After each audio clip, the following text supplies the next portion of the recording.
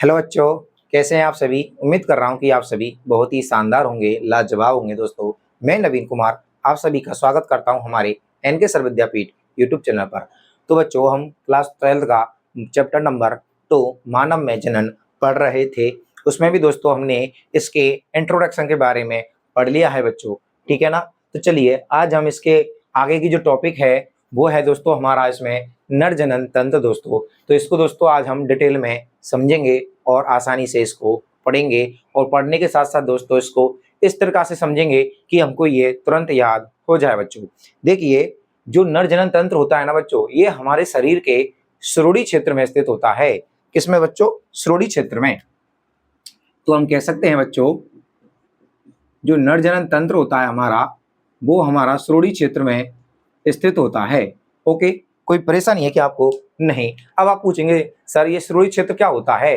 तो देखिए दोस्तों, जैसे हमारे पैर हैं, पैर की हड्डियां हैं, जिस स्थान से स्टार्ट होती हैं, कमर की हड्डी जिस स्थान से जुड़ती है, या रीढ़ की हड्डी जिस स्थान से जुड़ती है, हमारे पट्टे की यानी कि दोस्तों जो कूल्हे की हड्डियां होती हैं जिस स्थान से जुड़ती हैं, उस स्थान को दोस्तों एक तरह से हम कह सकते हैं सुरुड़ी क्षेत्र कहते हैं। और जो नर जनन तंत्र होता है दोस्तों, ये भी दोस्तों मादा और जनन में यानी मादा और नर में सेम स्थान पर ही स्थान होता है दोस्तों, यानी कि स्थित होता है। देखिए दोस्तों, जो नर जनन तंत्र है इसको 3 भागों में बांटा गया है बच्चों। ओके, नर जनन तंत्र को दोस्तों 3 भागों में बांटा गया है। नंबर 1 है बच्चों इसका प्राथमिक जनन अंग बच्चों, ठीक है, जिसे हम वृषण बोलते हैं। क्या बोलते हैं बच्चों? वृषण बोलते हैं। नंबर 2 है सहायक जनन अंग दोस्तों। ओके, इसमें अधिवृषण, ठीक है बच्चों, शुक्राशय, शुक्राशय तो दोस्तों ग्रंथि हो जाती है, शुक्रवाहिनी, शुक्र वाहिनी, ओके, और बाह्य जनन अंग, बाह्य जनन अंग बच्चों, जिसको हम दोस्तों क्या बोलते हैं? शिश्न बोलते हैं, ठीक है, पेनिस। नंबर 3 होती है दोस्तों सहायक जनन ग्रंथि, ग्रंथियां बच्चों, ठीक है। इसमें सबसे नंबर 1 आती है शुक्राशय, ठीक है, प्रोटेस्ट, जिसको दोस्तों हम बोलते हैं क्या? एक तरह से हम कह सकते हैं पुरुष ग्रंथि। और नंबर 3 जो होती है वो होती है काउपर्स, जिसको दोस्तों हम बोलते हैं बल्बो यूरोथल ग्रंथि। ओके बच्चों, कोई परेशानी है क्या आपको? बताओ। हम कह सकते हैं बच्चों कि जो नर जनन तंत्र होता है हमारा, जिसको हम 3 भागों में बांटते हैं बच्चों, ठीक है ना। कितने भागों में बांटते हैं? 3 भागों में। सबसे पहले तो आपसे पूछे कि नर जनन तंत्र कहाँ पाया जाता है मानव में, तो आप कह सकते हैं कि ये सुरुड़ी क्षेत्र में पाया जाता है बच्चों, ठीक है ना। फिर हम कहते हैं कि जो नर जनन तंत्र है दोस्तों, इसको मोस्टली रूप से 3 भागों में बांटा गया है बच्चों। पहला अंग जो है इसका, हम कह सकते हैं दोस्तों इंपॉर्टेंट भाग जो होता है इसका, सबसे इंपॉर्टेंट भाग वो होता है दोस्तों इसका वृषण दोस्तों। अगर वृषण ही नहीं होंगे दोस्तों, तो हम कह सकते हैं कि हम संतति उत्पन्न नहीं कर सकते हैं। ओके, चलो इसके बाद देखिए बच्चों, सहायक जनन अंग, ठीक है ना, यानी कि जो दोस्तों नर जनन तंत्र के जो जनन क्रिया में भाग आते हैं या सहायता करने का कार्य करते हैं दोस्तों, वो ये हैं दोस्तों अधिवृषण, शुक्रवाहिनी, बाह्य जनन अंग, जिसको हम शिश्न बोलते हैं। ओके, फिर देखिए बच्चों, जो सहायक जनन ग्रंथियां, ये तो अंग होते हैं, इसमें ग्रंथियां आती हैं, जो शुक्राशय ग्रंथि होती है दोस्तों हमारी, और प्रोटेस्ट ग्रंथि होती है जिसको हम पुरस्थ ग्रंथि बोलते हैं, काउपर्स ग्रंथि जिसको हम बच्चों बोलते हैं बल्बो यूरोथल ग्रंथियां दोस्तों, ठीक है ना। ये सारी की सारी जो अंग हैं दोस्तों या सहायक ग्रंथियां हैं, और जो हमारा प्राथमिक जनन अंग है दोस्तों, ये सब मिलकर दोस्तों हमारा नर जनन तंत्र बनाते हैं बच्चों। तो चलिए स्टार्ट करते हैं इसको डिटेल से पढ़ना बच्चों, ठीक है। इसके नोट्स आपको टेलीग्राम चैनल से मिल ही जाएंगे बच्चों, तो आपको नोट्सों की चिंता नहीं लेनी है बच्चों। देखो, सबसे पहले बता दूं दोस्तों मैं आपके लिए कि हमारे जो शरीर में दोस्तों किडनियां होती हैं, जिनको हम वक्र बोलते हैं बच्चों, क्या बोलते हैं, वक्र बोलते हैं बच्चों, ठीक है ना। ये लीजिए बच्चों, ठीक,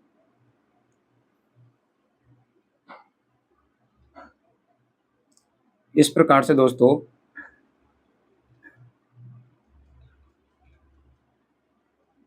ये लीजिए। ओके, तो दोस्तों ये जो है हमारी, इनको तो बोलते हैं दोस्तों वक्र। ओके, क्या बोलते हैं बच्चों, हम वक्र बोलते हैं। जैसे इधर से दोस्तों ये नलियां इसमें आके मिलेंगी, ये लीजिए, ये नली हो गई, ठीक है ना। इसको बोलते हैं दोस्तों मूत्र वाहिनी, सॉरी वक्र नलिका, ठीक है बच्चों। इससे क्या होता है, यूरिन मूत्राशय में आता है। तो ये क्या है दोस्तों, हमारा मूत्राशय है, ठीक है ना। ये मूत्र नलिका है, मूत्र नलिका। ओके, ये साइकस है दोस्तों, मूत्र जनन साइकस, ठीक है। और ये हमारा शिश्न है, ठीक है बच्चों। इसके दोस्तों बगल में इधर क्या होते हैं, तो शुक्राशय होते हैं।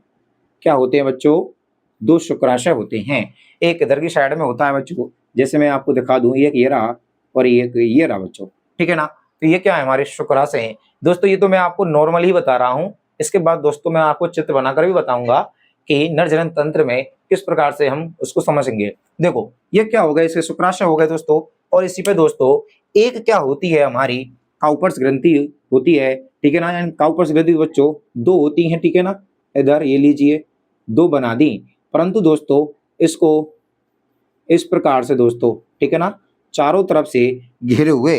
देखो बच्चों, जैसे ये हमारा क्या है, शिश्न है। और अगर मैं इसको इस प्रकार से पकड़ता हूं तो आपको समझ में आ गया होगा बच्चों। देखो चारों तरफ से दिखाई दे रहा होगा पकड़ता हुआ।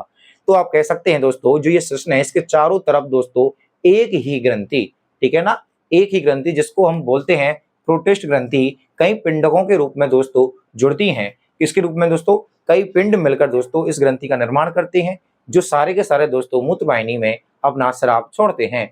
ओके, समझ में आ गया ना। ये शुक्राशय होते हैं दोस्तों दो अगल बगल में। एक आपकी प्रोटिस्ट ग्रंथि होती है यानी पुरस्थ ग्रंथि होती है, और दो आपकी काउपर्स ग्रंथि यानी कि वल्वोयूरोथल ग्रंथियां होती हैं। तो इस प्रकार से दोस्तों ये आपका चित्र हो जाता है नॉर्मली रूप से, ठीक है। फिर मैं आपको बता देता हूं दोस्तों, इसी प्रकार से दोस्तों जैसे ये शिश्न है, इसके नीचे ही दोस्तों इस प्रकार से आपकी एक संरचना पाई जाती है। आपने देखी होगी दोस्तों, ये क्या है दोस्तों, हमारी एक संरचना है। इस संरचना को बोलते हैं हम बच्चों वृषण कोश। क्या बोलते हैं बच्चों, हम वृषण कोश बोलते हैं। क्या बोलते हैं बच्चों, वृषण कोश। क्योंकि दोस्तों जो हमारे प्राथमिक जनन अंग हैं हमारे वृषण, वो केवल इसी में ही पाए जाते हैं बच्चों, ठीक है। इस स्थान पर ये पा गए। तो हम कह सकते हैं दोस्तों कि एक मानव में दो वृषण अंग पाए जाते हैं। जैसा कि आपको दिखाई दे रहा है बच्चों कि ये क्या है, हमारे वृषण हैं। और दोस्तों ये इस प्रकार से एक एक कोशिका से दोस्तों हम कह सकते हैं कि एक खाल से जुड़ते रहते हैं, जिसको हम बोलते हैं दोस्तों गुबरनाकुलम, गुबरनाकुलम बच्चों, ठीक है ना। जो इस संरचना से जुड़े रहते हैं, ये संरचना दिख रही है आपको दोस्तों, इस संरचना को बोलते हैं गुबरनाकुलम, जिसकी सहायता से दोस्तों ये वृषण कोश की सतह से क्या रहते हैं, जुड़े रहते हैं। बताओ आपको समझ में आया कि नहीं आया बच्चों। ये क्या है, हमारा वृषण कोश है दोस्तों, जो मानव शरीर के बाहर पाया जाता है। कहाँ पाया जाता है दोस्तों, ये हमारे मानव शरीर के बाहर पाया जाता है, सुरड़ी क्षेत्र में दोस्तों। और इसी में ही दोस्तों हमारे ये क्या आए हैं, वृषण हैं। ये क्या है बच्चों, हमारे वृषण हैं, जिसमें दोस्तों क्या होता है, हमारे शुक्राणु यानी कि नर युग्मक का निर्माण होता है। बताओ कोई परेशानी है क्या, नहीं। चलो देखो, ये आपको बता दिया कि गुबरनाकुलम है, जिसके द्वारा ये दोस्तों इसके साथ जुड़े रहते हैं। ओके, क्या बच्चों मैं आपसे ये पूछ सकता हूं कि सर, आप हमसे भी पूछ सकते हैं, क्या मैं आपसे भी पूछ सकता हूं कि क्या ये वृषण हमारे शरीर से बाहर ही क्यों होते हैं, और क्या ये दोस्तों जन्म से ही बाहर होते हैं, या दोस्तों हम कह सकते हैं कि जब नर युग्मक और मादा युग्मक अंडाणु का निषेचन होता है, जब ये भ्रूण बनता है मादा के गर्भ में, क्या तब से भी ये भारी परिपक्व होते हैं, या इनकी संरचना कहीं और से आकर रहती है दोस्तों।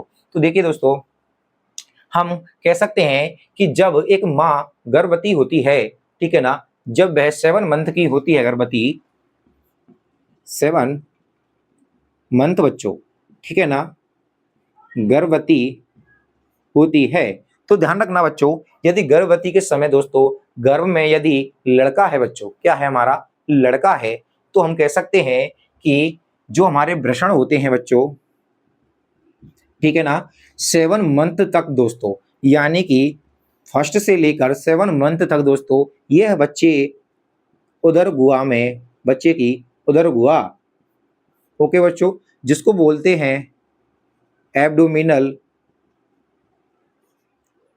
एब्डो, ये एल है बच्चों, कैविटी, कैविटी, एब्डोमिनल गुहा दोस्तों, कैविटी का मतलब होता है दोस्तों गुहा, जिस स्थान पर ये रहते हैं दोस्तों, ठीक है ना, जैसे गुफा होती है ना, गुहा, तो हम कह सकते हैं बच्चों जो हमारे वृषण होते हैं ये जब मादा के गर्भ में होते हैं, ठीक है ना, यानी बच्चा जब मादा के गर्भ में रहता है तब ये वृषण दोस्तों बच्चे के उदर गुहा में रहते हैं बच्चों, कहाँ रहते हैं, उदर गुहा में रहते हैं। तो आप समझ में गए होंगे बच्चों कि जो ये रहते हैं कहाँ रहते हैं, उदर गुहा में रहते हैं बच्चों, ठीक है ना, जिसको हम बोलते हैं एब्डोमिनल कैविटी, यानी कि उदर गुहा में रहते हैं। और इनको दोस्तों 7 मंथ के बाद जब बच्चे का अधिकतम विकास हो जाता है तब ये वृषण दोस्तों वृषण कोश में आते हैं। जैसे माना बच्चों ये आपकी क्या थी, इस प्रकार से देखिए बच्चों ये किडनियां हैं, ठीक है, ये किडनियां हैं, तो ये इसके इस स्थान पर इसके नीचे नीचे दोस्तों, ठीक है ना, उदर गुहा इसको बोलते हैं दोस्तों। जैसे ये बच्चे का क्या है दोस्तों, शरीर है, ठीक है ना, ये लीजिए शरीर है, तो ये उदर गुहा है बच्चों, आपकी उदर गुहा है। तो बच्चों क्या होता है, जैसे यहाँ पर हम मान लेते हैं कि ये क्या है बच्चों, वृषण कोश है, क्या है हमारा, वृषण कोश है, ओके। चलो बताओ आया कि नहीं आया समझ में, कि भाई ये बच्चे का उदर गुहा है यानी कि पेट है बच्चों, और ये क्या है बच्चे का उदर यानी वृषण कोश है बच्चों, ठीक है ना, कहाँ पर दोस्तों, इस रूढ़ी क्षेत्र में नीचे के स्थान पर। तो दोस्तों ये जो वृषण है एक नलिका के रूप में इस स्थान पर आकर स्थित हो जाते हैं। तो इस नलिका को बोलते हैं बच्चों इंगुआइनल, इंगुआइनल नलिका। बताओ बच्चों क्या आपको ये नलिका समझ में आई कि नहीं आई बच्चों। देखो जब हमारे वृषण उदर गुहा में स्थित हैं बच्चों, देखिए इधर उदर गुहा में स्थित हैं, इस नलिका को दोस्तों हम इसकी सहायता से यहाँ पर नलिका की सहायता से वृषणों को इस स्थान पर ले आए, कहाँ पर, वृषण कोश में, ठीक है ना। आपसे पूछे कि किस नली के द्वारा वृषणों को दोस्तों यहाँ वृषण कोश में लाया जाता है, तो आप बच्चों कह सकते हैं कि सर इंगुआइनल जो नलिका होती है वह वृषणों को उधर से कहाँ लाने का कार्य करती है, वृषण कोश में। क्या बच्चों कभी कभी ऐसा भी सोच में आएगा आपके कि ये वृषण कभी यहाँ आए ही नहीं, या फिर दोस्तों एक आ जाता है और एक नहीं आता है, ऐसा हो सकता है क्या। तो हाँ बच्चों ऐसा हो सकता है। यदि बच्चों ये नहीं आते हैं, जैसे मैं लिख दूं बच्चों आपके लिए रेड पेन से लिखता हूं, देखो बच्चों क्रॉस का मतलब नहीं, ठीक है ना, मैं क्रॉस लगाता हूं नहीं, चलो इसी लिख देता हूं। अगर ये नहीं आते हैं तो इस स्थिति में दोस्तों हम क्या कहते हैं कि बच्चे को कौन सी बीमारी है। अगर ये इसमें से एक आता है चाहे दोनों नहीं आते हैं तो इस समय में बच्चे को कौन सी बीमारी होगी, तो आपका आंसर होगा बच्चों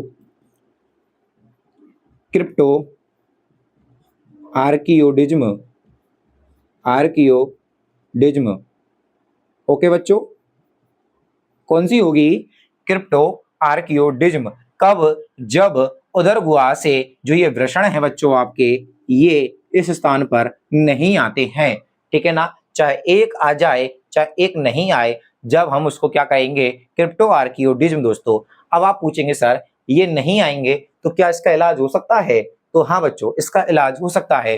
किस विधि के द्वारा, तो हम दोस्तों हम कह सकते हैं कि शल्य विधि जो होती है, शल्य चिकित्सा,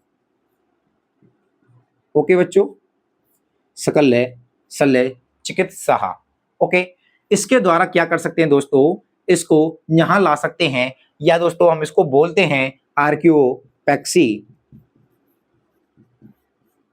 आर्कियोपैक्सी बोलते हैं बच्चों। क्या बोलते हैं बच्चों? आर्कियोपैक्सी बोलते हैं। जो क्या करते हैं डॉक्टर, ऑपरेशन के द्वारा दोस्तों इसको यहाँ से यहाँ पर पहुंचा देते हैं। बताओ आपको समझ में आई कि नहीं आई यहाँ तक की बात बच्चों? एक एक चीज मैं आपको बच्चों डिटेल में बता रहा हूँ कि क्या क्या चीज होता है शरीर में, क्या क्या नहीं होता है। देखो रिवाइज करा देता हूँ बच्चों। जैसा कि आपको पता है कि जो हमारा नर जनन तंत्र है वो हमारे श्रोणि क्षेत्र में स्थित होता है, जिसके 3 इंपॉर्टेंट भाग हैं बच्चों।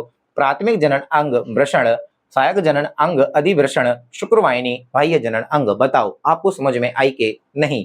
फिर देखिए बच्चों, सहायक जनन ग्रंथियां जिसमें शुक्राशय, प्रोटेस्ट और काउपर्स ग्रंथि होती है। बच्चों रटना नहीं है, हमको समझना है, ठीक है। रटने से लिए दोस्तों क्या फायदा है? किताबें बहुत सी पढ़ी हैं, इसलिए दोस्तों टीचरों का क्या काम है फिर? अगर आपको रटना ही है, किताबें बहुत सही हैं, मार्केट से ले आओ, किताब में भी लिखे हुए हैं, नोट्स भी मिल जाते हैं। जब तक आपको समझ में नहीं आएगा बच्चों, आपको कुछ भी फायदा नहीं होगा। इसलिए बच्चों आप केवल समझने पर ध्यान दीजिए कि मैं आपको क्या समझाने की कोशिश कर रहा हूं बच्चों। नोट्स की आप टेंशन मत लीजिए।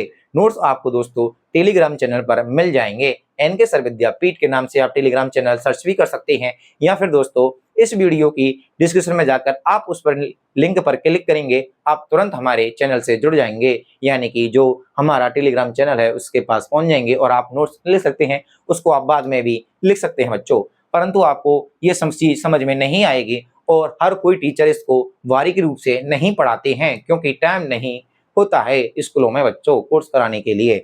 परंतु दोस्तों हम तो फ्री हैं इस स्थान पर दोस्तों, क्योंकि YouTube पर हमारे लिए कोई टाइम की सीमा नहीं है। हम इसको अपनी मर्जी से जितनी लंबी करें उतनी ही लंबी हमको समझ में आएगा बच्चों, ठीक है ना। तो देखिए मैंने आपको बता दिया कि जो उदर गुहा में जो वृषण होते हैं वो इस स्थान पर होते हैं। जब नहीं आते हैं तो इनको क्रिप्टो आर्कियोडिज्म बोलते हैं बच्चों, और जब इनको डॉक्टर शल्य चिकित्सा के द्वारा यहाँ पर पहुंचा देते हैं इनके उचित स्थान तक, वृषण कोष तक दोस्तों, तो इसको बोलते हैं आर्कियोपैक्सी। ओके बच्चों, अब हम देखिए दोस्तों यहाँ तक तो आप समझ चुके हैं कि ये क्या क्या चीजें होती हैं। अगर आपको दोस्तों चित्र समझना है तो आप बुक में भी अच्छी तरीका से देख सकते हैं बच्चों, क्योंकि हम यहाँ पर चित्र बनाएंगे तो जगह ज्यादा गिरेगी बच्चों। फिलहाल दोस्तों हमने नॉर्मल आपके लिए बना रखा है। तो चलिए आगे पढ़ते हैं। अब हम प्राथमिक जनन अंग बच्चों, किसको? वृषण को, ठीक है ना। किसको पढ़ते हैं? प्राथमिक जनन अंग वृषण को पढ़ते हैं। यहाँ तो आपने पढ़ लिया ना। चलो देखो बच्चों, प्राथमिक जनन अंग जो वृषण होता है इसको किस प्रकार से पढ़ेंगे? तो देखिए बच्चों, जो ये वृषण है हमारा, ये हमारे शरीर में 2 पाए जाते हैं, जैसा कि आपको बना रहा है, एक यहाँ पर है, एक यहाँ पर है, ठीक है ना। आपसे पूछे कि सर इसका रंग किस प्रकार का होता है, तो बच्चों आप कह सकते हैं सर ये हमारे हल्के गुलाबी होते हैं। क्या है? हल्के गुलाबी होते हैं। क्या होते हैं बच्चों? ये हमारे हल्के गुलाबी रंग के होते हैं। बताओ कोई परेशानी है क्या आपको? नहीं ना। चलो इसके बाद देखते हैं बच्चों कि सर इसका आकार कितना होता है। आकार, भाई आकार भी तो होगा सर। सर इसकी लंबाई कितनी होती है? तो आप कह सकते हैं 4 से 5 सेंटीमीटर। और सर इसकी चौड़ाई कितनी होती है? ये तो हो जाती है बच्चों लंबाई, ठीक है ना। इधर लिख देता हूं मैं लंबाई। सर इसकी चौड़ाई कितनी होती है? तो इसकी होती है बच्चों हमारी 2 से 3 सेंटीमीटर। बताओ कोई परेशानी है क्या बच्चों? आप कह सकते हैं ना कि सर जो हमारे वृषण होते हैं ये हमारे वृषण कोश में उपस्थित होते हैं, ये प्राथमिक जनन अंग होता है और इसलिए हल्के गुलाबी रंग के होते हैं, हमारे शरीर में 2 पाए जाते हैं, ठीक है ना। बताओ कंप्लीट बच्चों। चलो और देखिए बच्चों, ये जो हमने आपको बताया था ना कि बाहर ही क्यों आएंगे बच्चों, अब हमारा ये क्वेश्चन आता है कि सर ये बाहर ही क्यों उपस्थित होते हैं। क्योंकि दोस्तों जब हमारा जनन क्रिया करेगा बच्चा, ठीक है ना, जनन क्रिया के समय शुक्राणु निर्माण बच्चों, ठीक है ना, जब मैथुन क्रिया या जनन क्रिया करता है एक युवा, तब क्या होता है बच्चों, जो शुक्राणु बनते हैं, यानी कि शुक्राणु का निर्माण दोस्तों एक निश्चित टेम्परेचर पर होता है। कितने पर होता है बच्चों? एक निश्चित टेम्परेचर, जो कि लगभग होता है बच्चों हमारा, लगभग कितना होता है 35 डिग्री सेंटीग्रेड बच्चों, ठीक है ना। कितना होता है 35 यानी कि 35 डिग्री सेंटीग्रेड होता है। बताओ कोई परेशानी है? इसी टेम्परेचर पर बच्चों ये हमारा क्या करेगा, शुक्राणुओं का निर्माण करेगा। परंतु दोस्तों हमारे शरीर का तापमान दोस्तों कभी कम कभी ज्यादा, क्योंकि हमको सर्दी भी होती हैं। हम जहाँ स्थान पर रहते हैं दोस्तों, भारत देश है, कहीं पर दोस्तों सर्दियाँ पड़ती हैं और कहीं पर बहुत ज़्यादा गर्मियाँ ही गर्मियाँ पड़ती हैं। तो इसलिए दोस्तों जो ये टेम्परेचर होता है ये हमारे शरीर का ये बढ़ता और कम होता रहता है। तो इसलिए दोस्तों इन शुक्राणुओं का निर्माण दोस्तों एक निश्चित टेम्परेचर यानी कि 35 डिग्री सेंटीग्रेड पर ही होता है। तो इसका टेम्परेचर बनाए रखने के लिए दोस्तों एक नई संरचना जिसको हम बोलते हैं दोस्तों वृषण संरचना, ठीक है ना, वृषण कोश दोस्तों, ये हमारे शरीर के बाहर उपस्थित होती है दोस्तों।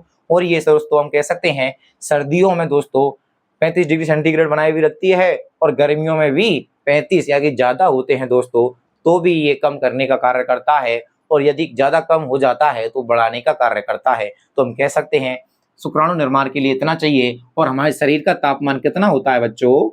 हमारे शरीर का तापमान होता है 37 डिग्री लगभग बच्चों दोस्तों, ठीक है ना, 37 डिग्री या 37.5 डिग्री दोस्तों, ठीक है ना, सेंटीग्रेड। इतना हमारे शरीर का तापमान होता है। मतलब बच्चों हम कह सकते हैं कि 2 से 2.5 डिग्री सेंटीग्रेड बच्चों, ठीक है ना, 2 से 2.5 डिग्री सेंटीग्रेड तापमान हमारा शरीर से कम चाहिए। किसको? इसके लिए दोस्तों। तो हम कह सकते हैं कि इसी कारण से बच्चों जो हमारे वृषण होते हैं ये हमारे वृषण कोश में शरीर के बाहर उपस्थित होते हैं। बताओ कोई परेशानी है क्या बच्चों आपको यहाँ तक? ठीक है, फिर देखिए बच्चों जो हमारा एक वृषण होता है, ठीक है, मैंने आपको बता दिया कि हल्के गुलाबी रंग के होते हैं। आकार इसका 4 से 5 सेंटीमीटर लंबाई, 2 से 3 सेंटीमीटर चौड़ाई का होता है। ओके चलो, और बता दिया ये हमारे शरीर के बाहर उपस्थित होते हैं बच्चों, ठीक है ना। और देखिए एक चीज, जो ये वृषण होते हैं बच्चों, ठीक है ना, 2 वृषण है हमारे, 2 वृषण है। तो दोस्तों एक वृषण में 200 कोष्ठ, ठीक है बच्चों, 200 कोष्ठ उपस्थित होते हैं यानी कि कक्ष उपस्थित होते हैं, जिनको बच्चों हम बोलते हैं पालियां। क्या बोलते हैं बच्चों? पालियां, ठीक है ना। क्या बोला जाता है बच्चों? जिनको हम पालियां बोलते हैं। तो मानो एक में 250 हैं तो 2 में 500 हैं, तो हम कह सकते हैं दोस्तों दोनों वृषणों में लगभग 500 पालियां पाई जाती हैं। और कोष्ठ भी कितने हैं हमारे? कोष्ठ को ही पालियां बोलते हैं तो 500, ठीक है ना। इतना आया कि नहीं आया समझ में? बताओ बच्चों, ठीक है। तो आपने यहाँ तक समझ लिया है दोस्तों कि वृषण हमारे कहाँ उपस्थित होते हैं, आकार में किस प्रकार से होते हैं, इनकी संरचना किस प्रकार से होती है दोस्तों, ठीक है ना। तो चलिए इतना हमने आपको करा दिया है। इससे आगे दोस्तों हम आपके लिए कराएंगे क्या, सहायक जनन ग्रंथियों में दोस्तों जो अधिवृषण होता है, शुक्रवाहिनी होती है, बाह्य जनन अंग होता है। इसमें पहले हम आपको बताएंगे दोस्तों कि जो वृषण होता है इसके जो वृषण की संरचना किस प्रकार से होती है, ठीक है ना। इसी संरचना को दोस्तों हम डिटेल से पढ़ेंगे नेक्स्ट वीडियो में, क्योंकि ये वीडियो काफी लंबी हो चुकी है और आपको पकाओ भी ज्यादा महसूस हो सकती है। इसीलिए दोस्तों हम नए सिरे से नेक्स्ट वीडियो में आपको बताएंगे कि जो वृषण होता है इसकी संरचना किस प्रकार से होती है बाहर से लेकर अंदर तक। इसमें तो दोस्तों हमने आपको बताया था कि ये कहाँ उपस्थित होते हैं, किस प्रकार से आते हैं, कब आते हैं, कब नहीं आते हैं। इसमें दोस्तों जो वृषण होता है इसमें अधिवृषण भी आ जाएगा, शुक्रवाहिनी भी आ जाएगी, जनन अंग आ जाएगा, और इसमें हम बता देंगे कि जो हमारा शुक्राणु है नर युग्मक वो किस प्रकार से अपना निर्माण करता है, यानी कि वीर्य का निर्माण किस प्रकार से होता है। तब तक के लिए दोस्तों जय हिंद, जय भारत। ठीक है दोस्तों, इसको हम डिटेल से पढ़ेंगे नेक्स्ट वीडियो में। आप हमारे चैनल को सब्सक्राइब करना मत भूलिए। चलो बच्चों।